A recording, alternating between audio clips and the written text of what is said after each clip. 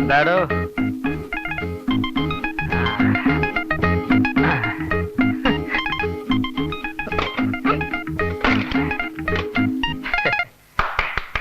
എല്ലാവരും ഇങ്ങോട്ട് നോക്കിൻ.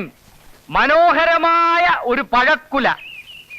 രാസവളം രാസവളം ചേർക്കാതെ വെറും ധാതുപുഷ്ടിയുള്ള മണ്ണിന്റെ ഗുണം ഒന്നുകൊണ്ട് മാത്രം വളർന്ന് കുലച്ച് പഴുത്തു വന്ന പഴം. മാത്രമല്ല, ഇന്നു മുതൽ എന്റെ ചായക്കടയിൽ നെയ്യപ്പം, ഉണ്ടക്കായ, പഴംപൊരി തുടങ്ങിയ വിശിഷ്ടങ്ങളായ ഭക്ഷണ സാധനങ്ങൾ വിൽക്കപ്പെടുന്നതുമാണ്. അതും ശുദ്ധമായ വെളിച്ചെണ്ണയിൽ പൊരിച്ചെടുത്തത്. മറ്റവന്മാര് ചെയ്യുന്ന പോലെ ഭക്ഷണ സാധനങ്ങളിൽ മായം ചേർത്ത് വിറ്റ് കാശുണ്ടാക്കാൻ ഈ നകുലൻ തയ്യാറല്ല. എല്ലാരും വരുവിൻ, ആസ്വദിപ്പിൻ.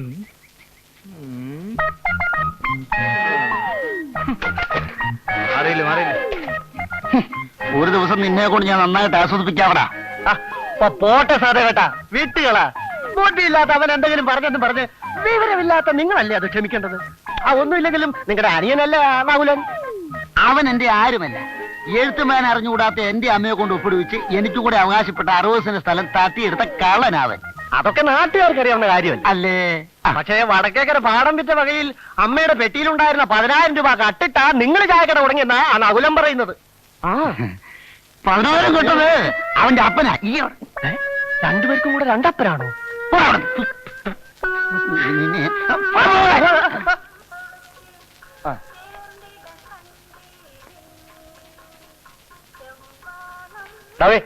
രാവിലെ കൈ നോക്കി അഭിപ്രായം വിളിച്ചു പോകാൻ വന്നിരിക്കോ. ഒന്ന് പോയടാ. നീ ആരെന്നും പറഞ്ഞില്ലല്ലോ.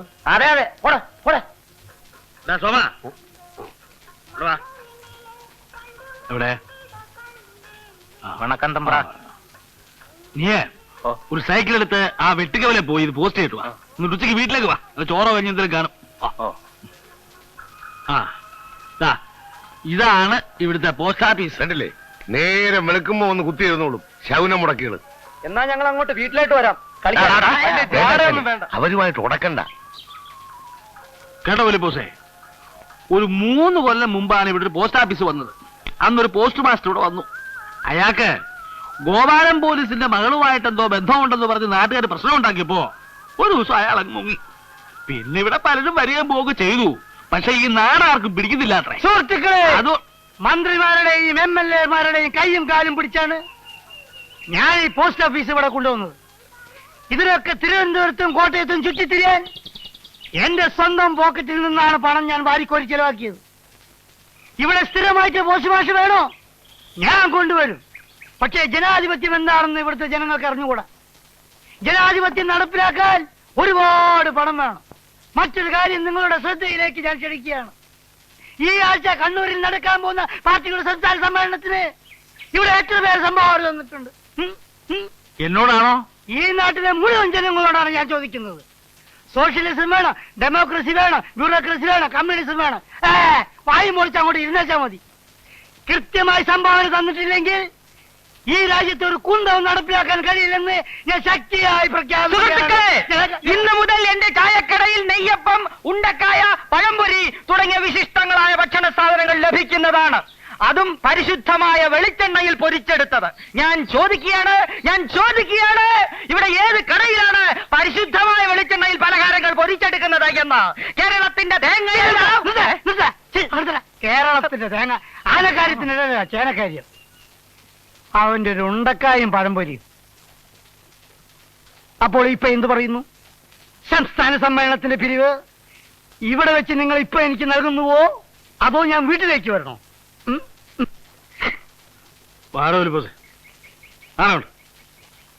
ആശാന്റെ ദുർനടപ്പ് ഇതുവരെ മാറിയില്ലേ? വേണ്ട ആശാനെ, ഇവനെയൊക്കെ നമുക്ക് ഗോദായിൽ വെച്ച് കാണാം. ഫയൽ വാൻ പറഞ്ഞതുകൊണ്ട് ഞാൻ വിട്ടിരിക്കുന്നു. അല്ലെങ്കിൽ ഇയാളെ മൂക്കി കയറ്റിക്കളെ അല്ലേ?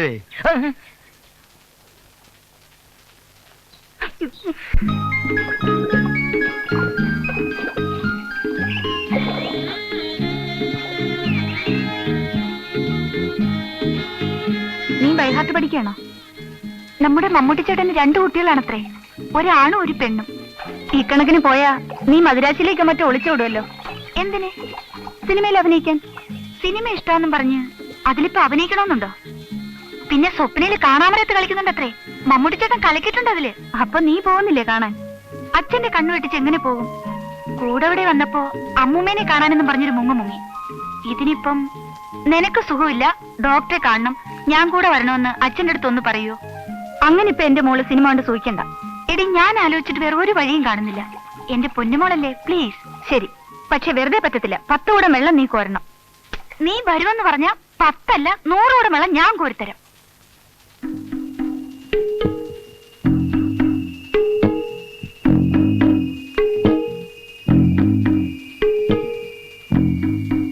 എന്തായി ഫൽഗുണ? പ്രശ്നമൊന്നുമില്ല. 2 മർമ്മം പിടികിട്ടിയിട്ടുണ്ട്. ഒന്ന് ഇതാ, ഈ വാരിയല്ലിന് ബലമായിട്ടൊരു പിടി പിടിച്ചാ മതി, ഫിലിപ്പോസിന്റെ പോസ് അങ്ങ് പോവും. പിന്നെ പിലി മാത്രമേ കാണൂ. മറ്റേ മർമ്മം? മറ്റേതോ? ഈ തുടയല്ലിന് അറിയാത്ത മട്ടിൽ കൈമുട്ടുകൊണ്ട് ഒരൊറ്റ കയറ്റിയാ മതി. പിന്നെ മർമ്മം ശരിക്ക് നോക്കിയില്ലെങ്കിൽ ഫിലിപ്പോസ് കുഴപ്പമുണ്ടാക്കും. അത് ഞാൻ ഏറ്റു. ഇതൊന്നുമില്ലെങ്കിലും ഫിലിപ്പോസ് എനിക്ക് പ്രശ്നമല്ല. ആശാൻ വിവരക്കേട് പറഞ്ഞു പഠിക്കരുത്. കഴിഞ്ഞ തവണ ഞാൻ പറഞ്ഞു തന്ന മർമ്മത്തിന്റെ സഹായം കൊണ്ടല്ലേ ആ കുപ്പസ്വാമിയെ അടിച്ചു വളർത്തിയത്? ഏയ്, അല്ലെങ്കിലും കുപ്പുസ്വാമിയെ ഞാൻ ശരിപ്പെടുത്തുമായിരുന്നു. ഓഹോ, ഇപ്പൊ അങ്ങനെയായോ? അപ്പൊ ഞാൻ ഒരു കാര്യം ചെയ്യാം. ഫിലിപ്പോസിന്റെ മർമ്മം ആശാൻ അറിയാമെന്ന് ഞാൻ അവിടെ ചെന്ന് പറയാം. ഏയ്, അത് വേണ്ട. നിനക്കിപ്പം കാശിടൊന്നും വേണോ? അതെന്ത് ചോദ്യമാ ആശാനെ? ഒരു 100 രൂപ ഇങ്ങട്. എന്നാലേ നാളെ രാവിലെ ഇങ്ങോട്ട് വന്നേരെ, തന്നേക്കാം. ഏതായാലും നീ ഇതുവരെ വന്നതല്ലേ? അങ്ങനെ ആശാന്റെ ഓശാരമൊന്നും വേണ്ട. അധ്വാനിച്ചതിന്റെ കൂലിയാ ചോദിക്കുന്നത്. നാളെ രാവിലെ കറക്റ്റായിട്ട് വരും. ഉറപ്പായിട്ട് തരണം, മറക്കണ്ട. പാടരമണ, നീ അകത്തോട്ടിരിക്കേ. എങ്ങനെയുണ്ട് അവന്റെ കച്ചവടമൊക്കെ? അവിടെ എന്ത് കച്ചവടം? അതിരിക്കട്ടെ, ഇവിടെ എങ്ങനെയുണ്ട്? ഉണ്ടക്കായും മിച്ചറും ഉണ്ടക്കാക്കും തുടങ്ങിയ ശേഷം കുറച്ച് മെച്ചപ്പെട്ടിട്ടുണ്ട്. എങ്കിലും ശരിക്കൊരു പിടുത്തം കിട്ടിയിട്ടില്ല. അല്ല, നാളത്തെ കുസ്തിക്ക് നിങ്ങൾ സ്പെഷ്യൽ ഒന്നും ഉണ്ടാക്കുന്നില്ലേ? ഉണ്ടടോ, നല്ല കോഴിക്കോടൻ അലുവയും വറുത്ത കായും ഏർപ്പാടാക്കിയിട്ടുണ്ട്. അലുവയും വറുത്ത കായും. നാട്ടുകാർ മുഴുവൻ വരും നിങ്ങൾ അലുവയും വറുത്ത കായും തിന്ന. സഹദേവേട്ട് അവിടെ എന്തുവാ സപ്ലൈ അറിയാമോ? ചറോട്ടയും പോപ്സും. അല്ല, പൊറോട്ടയും ചാപ്സും. ആളുകൾ ഇടിച്ചു കയറും. എന്നാ പിന്നെ ഞാനിത് തുടങ്ങിക്കളെ. എങ്ങനെ തുടങ്ങാനാ? മുൻകൂട്ടി ഓർഡർ ചെയ്യാതെ ആട്ടിറച്ചോ കോഴി ഇറച്ചോ ഒക്കെ കിട്ടുമോ? പിന്നെന്താ ചെയ്യാ? പിന്നെ ഞാനൊരു വഴിയും കാണുന്നില്ല. എന്നാ ഞാനൊരു വഴി കാണുന്നുണ്ട്. നിനക്ക് ഞാൻ 10 രൂപ തരും. ഒരു ചെറിയ പണി ഒപ്പിക്കണം. ഒപ്പിക്കാം. അവന്റെ ചാപ്സ് റെഡിയാവുമ്പോ നീ അതിൽ കുറെ ഉപ്സ് കൊണ്ടിടണം. അയ്യോ, അത് വലിയ ചതിവല്ലേ നകുലേട്ടാ? എടോ, സത്യവും മര്യാദയും കൊണ്ടിടന്ന ഇക്കാലത്ത് ജീവിക്കാൻ പറ്റില്ലടോ. അവന്റെ കച്ചവടം നിർത്തിയാലല്ലാതെ എനിക്ക് മനസമാധാനം ഉണ്ടാവില്ല എന്റെ രമണ. കാര്യമൊക്കെ ശരിയാ. ഞാനൊന്ന് ആലോചിക്കട്ടെ. ആലോചിക്കാനൊന്നുമില്ല. നിനക്ക് ഞാൻ 20 രൂപ തരാം. രൂപ? ശരി, ഞാൻ ചെയ്യാം. ഓ, നിന്റെ ദൈവം രക്ഷിക്കടാ. പ്രിയപ്പെട്ട നാട്ടുകാരെ, അമ്മമാരെ, സഹോദരിമാരെ, വമ്പിച്ച ഗാഥാ ഗുസ്തി ഇന്നോളം ആരുടെ മുൻപിലും മുട്ടുകുത്തിയിട്ടില്ലാത്ത ഉടുമ്പു വേലായുധന് കൊച്ചുകുട്ടൻ പിള്ളയുടെ അരിമ ശിഷ്യൻ ഫയൽവാൻ ഫിലിപ്പോസ് നേരിടുന്നു. ഉടുമ്പിനെ തറപറ്റിക്കുന്ന മനോഹരമായ കാഴ്ച കാണാൻ ഈ നാട്ടിലെ മുഴുവൻ ജനങ്ങളെയും ഞങ്ങൾ ക്ഷണിക്കുകയാണ്. നല്ലപോലെ കൊത്തി കളയണം. അടികളത്തെ വേണ്ടി മോളി വരണം. നേതാവേ, മൈക്ക് ഒന്ന് കാറ്റുന്നാ. സാമിയല്ലേ? നമസ്കാരം, നമസ്കാരം. ആശാനെ, ജോലി തിരക്കാണല്ലേ? നാളെയല്ലേ കുസ്തി? അല്ലെ, മണ്ണ് വെല്ലമർന്നത് പിടിക്കുമ്പോ ഇളകിക്കോളും. എല്ലാ ഇത്തവണ ഉടുമ്പ് തറ പറ്റുമോ? പിന്നെ അതോ ആശാൻ തറ പറ്റുമോ? ആരാ തറ പറ്റുന്നത് നാളെ പിടിക്കുമ്പോ കാണാമല്ലോ. അല്ല, കഴിഞ്ഞ തവണയും ഇങ്ങനെ തന്നെയാ പറഞ്ഞത്, പിടിക്കുമ്പോ കാണാമല്ലോ, പിടിക്കുമ്പോ കാണാമല്ലോ. എനിക്ക് മുതൽ മുടക്കൊന്നുമില്ലല്ലോ. ഒരു ദയ പറ്റില്ല. പിന്നെന്താ, ആര് ജയിച്ചാലും തോറ്റാലും തനിക്കെന്താ? അതൊന്നുമില്ല, മനസ്സിന്റെ വിഷമം കൊണ്ട് പറഞ്ഞു പോയതാണ്. ഈ മാസം മാസം അനാവശ്യമായിട്ട് ചെലവാക്കുന്ന ഈ പണം ഉണ്ടല്ലോ, അത് ഈ നാട്ടിന്റെ ജനാധിപത്യം സംരക്ഷിക്കാൻ സംഭാവനയായിട്ട് എന്നെ ഏൽപ്പിച്ചൂടാന്ന് ചോദിച്ചതാണോ? ഞാന് ഓ കണ്ടവന്റെ വീട് തോറും കേറി ഇറങ്ങി തെണ്ടി നടന്ന് പിരിക്കാറില്ല. സ്വന്തം തറവാട്ടിൽ നിന്ന് കൊണ്ടിരുന്ന പൈസയാ.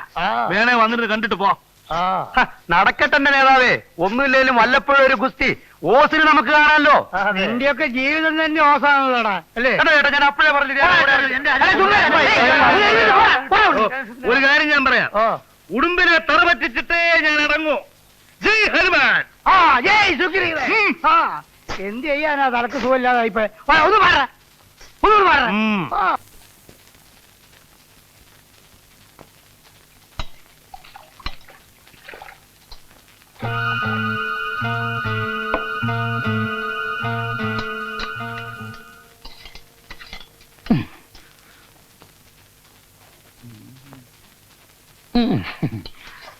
ഒന്ന് വേഗം കൊണ്ടുപോയി ചേട്ടാ. ഇപ്പൊ തരാം. എത്ര നേരമായി? ഇപ്പൊ തരാം, ഇപ്പൊ തരാം.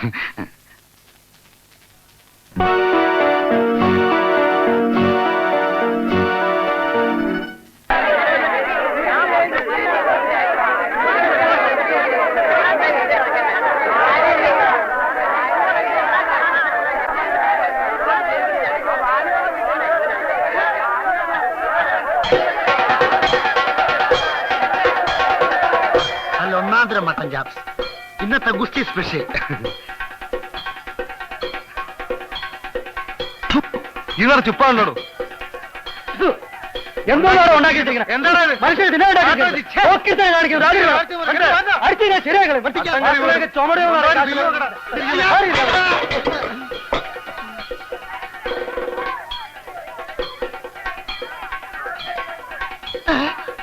ഗുരുവായൂരപ്പ ചാച്ചോ.